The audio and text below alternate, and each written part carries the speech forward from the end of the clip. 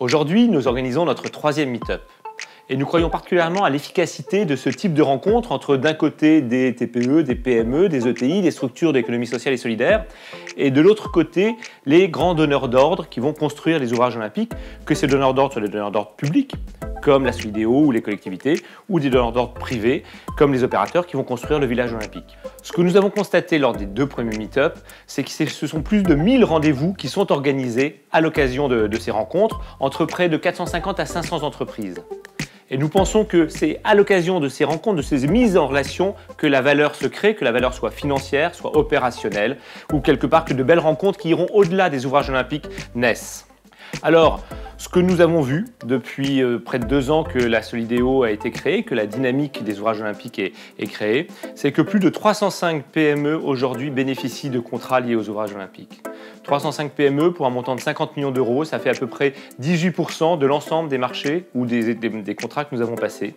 Nous ne sommes pas tout à fait à la cible des 25%, mais nous voyons que nous allons l'atteindre d'ici à peu près 1 an ou 1 an et demi.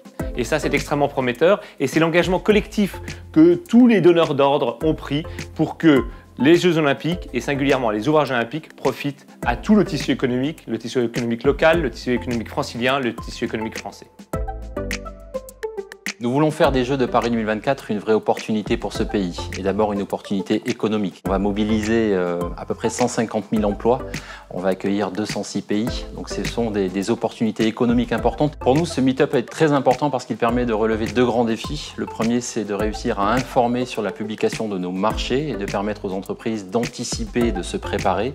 Et deuxièmement, le deuxième grand défi pour nous, c'est clairement de favoriser les rencontres entre les grands groupes, les petits groupes de l'économie sociale et solidaire notamment, et réussir à ce que ces entreprises puissent répondre ensemble.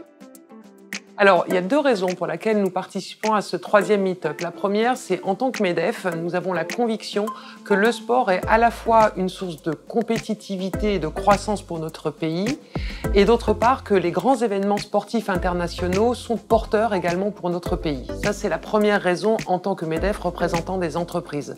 Et puis, j'ai une autre casquette, je co-préside le comité de la charte sociale avec Bernard Thibault, et nous avons la conviction qu'il faut être exemplaire à l'égard de nos entreprises. Alors exemplaire, ça veut dire quoi? C'est leur donner la possibilité de l'accès au marché public et puis surtout leur donner l'information. Et ça va être tout l'objet de la journée d'aujourd'hui.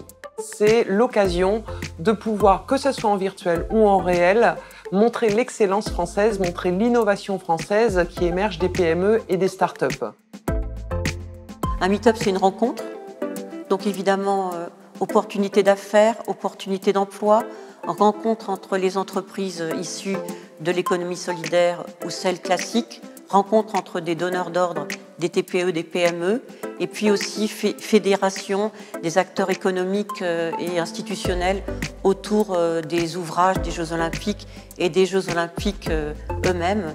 Et c'est par le biais de grands événements et de grands travaux que cette activité va pouvoir passer sur les territoires. Le bilan des meet-up organisés par la Solideo a été extrêmement positif. Il a vraiment permis à des grands groupes de rencontrer des structures de l'ESS, de découvrir leurs innovations sociales et environnementales et de les embarquer avec eux dans leurs réponses pour la Solideo. Donc aujourd'hui, on voit les réalisations, on voit les premiers mariages se faire, on voit que dans les fêtes, ils sont introduits et que ce village sera très innovant grâce à ça. Quand les rencontres se font entre des petits et des gros, les canaux sont là pour les aider à continuer dans cette démarche, à continuer à travailler ensemble et finalement à réussir leur projet commun.